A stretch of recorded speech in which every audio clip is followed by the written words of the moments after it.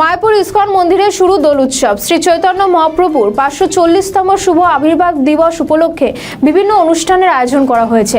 আলোকমালায় সেজে উঠেছে মন্দির চত্বর। ইস্কনের জনসংযোগ আধিকারিক রসিক গৌরাঙ্গ দাস জানান, 35 দিন ব্যাপী বিভিন্ন অনুষ্ঠানের আয়োজন করা হয়েছে।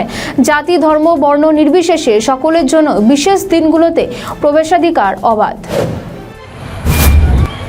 ইস্কনের প্রধান কেন্দ্র শ্রীধাম মায়াপুরে শ্রী চৈতন্য মহাপ্রভুর 540তম শুভ আবির্ভাব উপলক্ষে 34 দিন ব্যাপী বিভিন্ন অনুষ্ঠানাদির আয়োজন করা হয়েছে।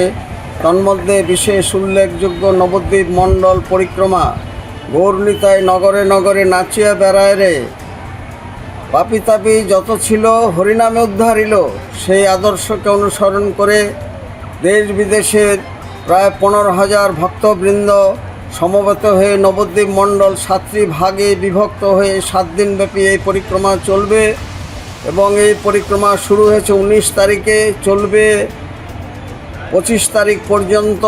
নানা ভাষা, নানা মত, নানা পরিধান, বিবিধের মাঝে দেখো মিলন মহান।